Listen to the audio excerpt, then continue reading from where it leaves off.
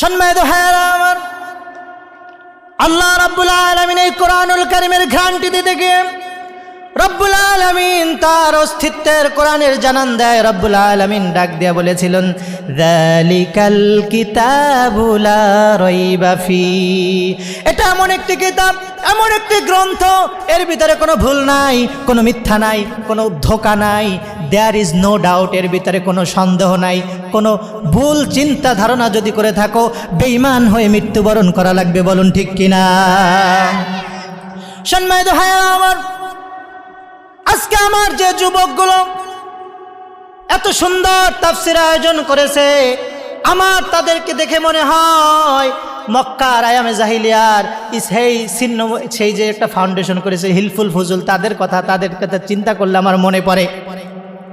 সারা পৃথিবী যখন অন্ধকারে ছেয়ে গিয়েছিল, মানুষ যখন একজন মানুষকে মানুষ মনে করত না, তারা খুন করত, খারাপি করত, মানুষ হত্যা করত, জিনা করত, ব্যভিচার করত, খারাপ কাজ করত, সুদ খাইত, ভাই হয়ে ভাইয়ের সম্পদ লুণ্ঠন করে ভাই খাইত, মেয়ে সন্তান হলে জীবিত কবর দিত। এমন একটি অন্ধকার যুগ, বর্বরতার যুগ হয়েছিল।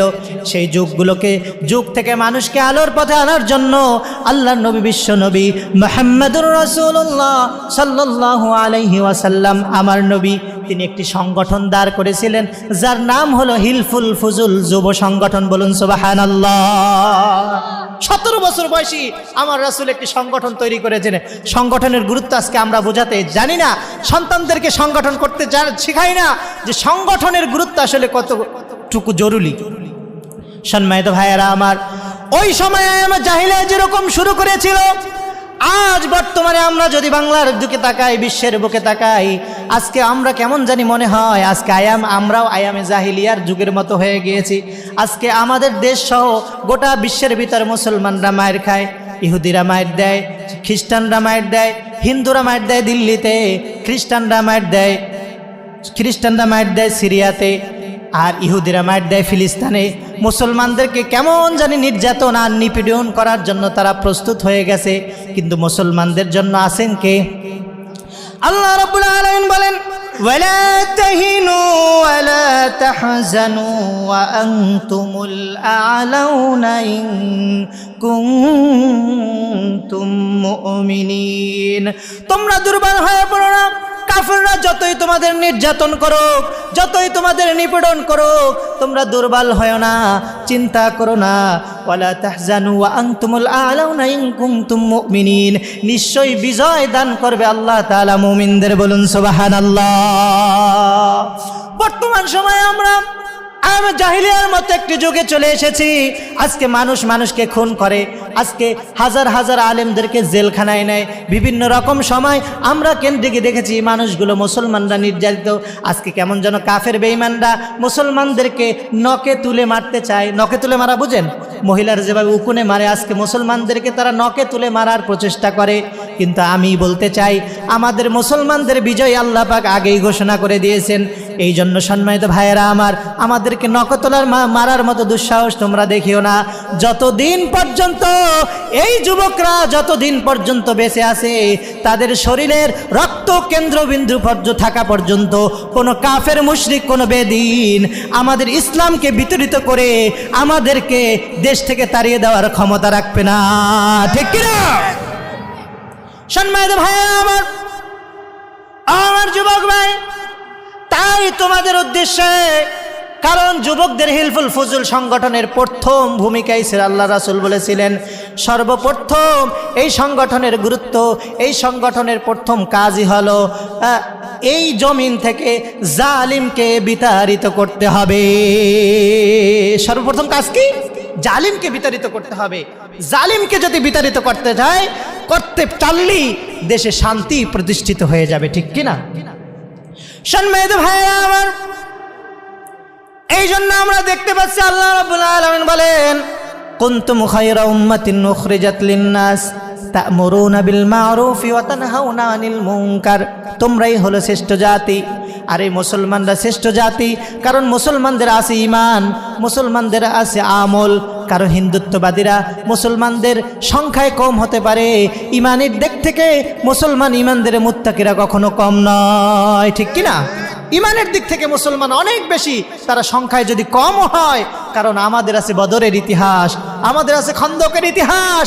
এই ইতিহাসগুলো আমার সন্তানদের জানা দরকার, কারণ আমরা মরা জাতি না, আমরা জেতা জাতি। কারণ আমাদের হুঙ্কারে কেউ টিকতে পারে নাই। প্রত্যেকটা বিজয় আল্লাহ রাব্বুল আলামিন মুমিনদেরকে দিয়েছেন। এই জন্যই ঘোষণা দিয়েছেন, ওয়ালা তাহিনু ওয়ালা তাহজানু ওয়া আনতুমুল আ'লাউনা ইন কুনতুম মুমিনিন। বিজয় কাদের? মুমিনদের। এই জন্য যুবক ভাইরা আমার,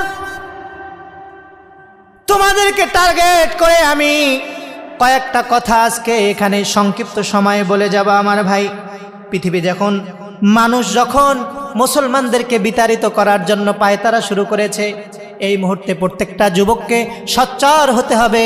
হিলফুল ফুজুল সংগঠনের ভূমিকা তোমাকে পালন করতে হবে। তোমাকে খালিদ ইবনে ওয়ালিদের মতো ভূমিকা পালন করা লাগবে। খোবায়েব খাব্বাবের মতো তোমাকে আল্লাহর দিন প্রতিষ্ঠার রক্ষার্থে সামনের কাতারে তোমাকে থাকা লাগবে। এই জন্য 1 নম্বর যুবক ভাইয়েরা আমার, 1 নম্বরে তোমাদের কাজ হবে সমাজের প্রত্যেকটা ক্ষেত্রে আল্লাহ তাআলাকে ভয় করে তোমাদের ঈমানকে বাড়ানো লাগবে। বলুন ঠিক কিনা? এই জন্য, কারণ যাদের হৃদয়ে আল্লাহর ভয় থাকে, যাদের হৃদয়ে আল্লাহর ভয় থাকে, তারা পথ ভুলে যায় না, পথ থেকে বিচলিত হয় না। আল্লাহর ভয় এমন একটা জিনিস, যে জিনিসটা যদি কোনো মানুষের ভিতরে থাকে, তার জন্য অপরাধ করা কষ্টকর হয়ে যায়। ঠিক কিনা? সে যে কোনো অপরাধী যখন করতে যাবে, তখন যদি আল্লাহ তাআলাকে ভয় করে, তখন ওই ব্যক্তি দ্বারা আর কোনো অপরাধ সংগঠিত হওয়ার সম্ভাবনাই থাকে না। ঠিক কিনা? এই জন্য 1 নম্বরে তোমাদেরকে প্রত্যেকটা যুবকের ভিতরে আল্লাহ তাআলার ভয় ঈমান আনার মাধ্যমে আল্লাহ তাআলার ভয় তোমাদের দিলের ভিতরে পয়দা করতে হবে। এই জন্য তো কবি বলেছেন, যাদের হৃদয় আছে আল্লাহর ভয়, তারা কবু পথ ভুলে যায় না। যাদের হৃদয় আছে আল্লাহর ভয়, তারা কবু পথ ভুলে যায় না। আল্লাহর প্রেম ছাড়া এই দুনিয়ায় কারো কাছে কোনো কিছু চায় না। ঠিক কিনা? এই জন্য সম্মানিত ভাইয়েরা আমার যুবক ভাইয়েরা আমার, 1 নম্বরে তোমাদেরকে সর্বপ্রথম আল্লাহ তাআলাকে ভয় করার, প্রত্যেকটা সেক্টরে আল্লাহ তাআলাকে ভয় করার মতো ঈমান তোমাদের আনতে হবে। কারণ তোমাদেরকে ধ্বংস করার জন্য আজকে পশ্চিমা বিশ্ব যেভাবে লেগেছে, আজকে তোমাদের ভিতরে ছড়িয়ে দিয়েছে ইয়াবা, আজকে তোমাদের ভিতরে ছড়িয়ে দিয়েছে গাঁজা, আজকে তোমাদের ভিতরে ছড়িয়ে দিয়েছিল মদ, আজকে তোমাদের ভিতরে ছড়িয়ে দিয়েছে ফেন্সিডিল। কারণ আজকে অনেক সময় দেখেছি, আগে ভার্সিটি পড়ুয়ার মানুষগুলো এসব খাইতো, কিন্তু ভার্সিটি থেকে সেগুলো নেমে এসেছে কলেজ সেক্টরে, আবার কলেজ সেক্টরে সেদের থেকে নামে হাই স্কুলে, হাই স্কুল থেকে নেমে এখন অনেক সময় দেখি প্রাইমারি স্কুল শিক্ষার্থীদের পকেটে ইয়াবা ট্যাবলেট পাওয়া যায়। বলুন নাউজুবিল্লাহ। অর্থাৎ যুবকদেরকে ধ্বংস করার, পায়তারার ক্ষেত্রে প্রত্যেকটা সেক্টরে যুবকদেরকে দমায়ে রাখার জন্য পায়তারা করতেছে। বলুন ঠিক কিনা? এই অপরাধগুলো এই সংগঠনের মাধ্যমেই বন্ধ করতে হবে। ঠিক কিনা? কারণ এই সংগঠনই হলো স্থানীয় শাসন করার মতো, স্থানীয় ইসলাম প্রতিষ্ঠার মতো সমাজে সংগঠনবদ্ধর সামনে আর কোনো কারো ভূমিকা নাই। ঠিক কিনা? কারণ অন্য কিছু তো করতে পারবেন না, কারণ জালিম তো প্রত্যেক এলাকায় আছে, তাই না? ইসলামিক মাহফিল করতে গেলেও অনুমতি এখনো অনেকে কয়, আমারে দাওয়াত দিলি না কে? কয় না? এক জালিম হটানোর পরে আর এক জালিম পতনের পাল্লা। ঠিক কিনা?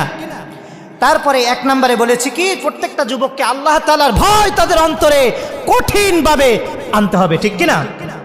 2 নম্বরে হলো জীবন দিয়ে রাসূল সাল্লাল্লাহু আলাইহি ওয়াসাল্লামের সুন্নতকে প্রতিষ্ঠা, শুধু মানা না, মেনে এবং জীবনে ধারণ করে আল্লাহর জমিনে যুবকদেরকে এই রাসূলের সুন্নাহ প্রতিষ্ঠা করা লাগবে। বলুন ঠিক কিনা?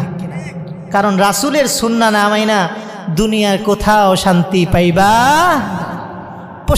পশ্চিমারা তোমাকে শান্তি দিবে না। আল্লাহ রাসূলের সুন্নত মোবারকার মধ্যেই আছে তোমার শান্তি। সম্মানিত ভাইরা আমার, এই জন্য মুহাম্মদুর রাসূলুল্লাহ সাল্লাল্লাহু আলাইহি ওয়াসাল্লাম বলেন, আমার যুবক শ্রেণী ভাইরা, তোমরা মনোযোগ দিয়ে শুনে রাখো, আমার যুবকরা যতদিন পর্যন্ত সমাজে সোচ্চার ভূমিকা পালন করবে, আমি রাসূলের সুন্নাতগুলোকে জিন্দা করার জন্য, আমি রাসূলের সুন্নাহগুলোকে রাসূলের সুন্নাহগুলোকে আঁকড়ে ধরার মতো যে ব্যবস্থাপনা, সেই ব্যবস্থাপনা যদি তারা করে, তাহলে এই যুবকদের মাধ্যমে সমাজের ভিতরে আল্লাহর রাসূলের সুন্নাহ প্রতিষ্ঠা মানে কি? প্রতিষ্ঠা মানেই হলো আল্লাহর বিধানকে প্রতিষ্ঠা করা, ঠিক কিনা? একটা যুবক যখন দাড়ি রাখবে, একটা যুবক যখন মেসওয়াক করবে, একটা যুবক যখন টাকনুর উপরে প্যান্ট পরবে। আগে তো একটা সময় ছিল যখন যুবকরা দাড়ি রাখতো তাদেরকে জঙ্গি বলা হতো, জামাত শিবির বলা হতো। টাকনুর উপরে প্যান্ট পরলে বলতো ও ছেলের মনে হয় জামাত করে, বলতো না? কিন্তু এখন তো এই সময় নাই।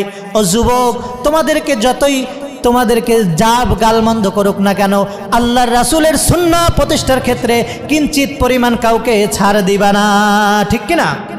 আর 3 নাম্বার হলো মা বাবার আনুগত্য করা, মা বাবার খেদমত করা, তাদের কথা শোনা। তাদের কথা এমনভাবে শুনবা তোমার ধারা জানি তোমার মা এবং তোমার বাবা জানি কোনো ক্ষেত্রে অল্প একটু পরিমাণও যাতে কষ্ট না পায়, সেদিক খেয়াল রেখে মা বাবার আনুগত্য করার মধ্য দিয়ে তোমাকে এই আল্লাহর জমিনে সবটুকু শক্তি দিয়ে আল্লাহর দিনকে টিকে রাখার জন্য তোমাকে প্রচেষ্টা করতে হবে, ঠিক কিনা? এই জন্য প্রিয় ভাইয়েরা আমার, এই জন্য আল্লাহ রাসূলের ওই হাদিসটা আমি মনে করিয়ে দিতে চাই। ও আমার যুবক ভাই, আল্লাহর নবী মুহাম্মদুর রাসূলুল্লাহ সাল্লাল্লাহু আলাইহি ওয়াসাল্লাম তিনি বলেছেন, আমার যুবক ভাইগুলো যখন তাদের ঈমান এবং আমল চেতনা থাকার পরে আমার এই ভাইগুলো তার মার দিকে, তার বাবার দিকে যদি সুন্দর একটি দৃষ্টিতে মা বাবার দিকে সওয়াবের নিয়তে তাকায়, আল্লাহর রাসূল মুহাম্মদুর রাসূলুল্লাহ সাল্লাল্লাহু আলাইহি ওয়াসাল্লাম বলেন, প্রত্যেক তাকানোর মধ্য দিয়ে আমি রব্বুল আলামিন ওই ব্যক্তির উপরে একটা কবুল হজের সওয়াব দান করে দিই। বলুন সুবহানাল্লাহ। সাহাবীরা প্রশ্ন করল, ইয়া রাসূলুল্লাহ, ইয়া হাবিবাল্লাহ, ওগো নবীজি, একবার তাকাইলে তো একটা কবুল হজের সওয়াব, দুইবার তাকাইলে? আল্লাহ রাসূল বলেন 2 বার কবুল হজের সওয়াব, 3 বার তাকাইলে 3 বার কবুল হজের সওয়াব। তোমার মা বাবার দিকে যদি সুদৃষ্টি দিয়ে, সুনজর দিয়ে যদি তুমি 1000 বার তাকাও, 1000 বার কবুল হজের সওয়াব দান করে দিবেন কে?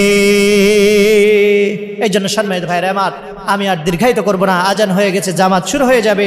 এই জন্য আপনারা যারা অজু করেন নাই তারা অজু করে আসুন এবং যুবকদের সমাজ প্রতিষ্ঠায় এই 3টা ভূমিকা পালন করে তারা যদি এগিয়ে যেতে পারে, আল্লাহ সমাজে শান্তি প্রতিষ্ঠা করে দেবেন। বলুন ইনশাআল্লাহ। আসসালামু আলাইকুম ওয়া রাহমাতুল্লাহি ওয়া বারাকাতুহু।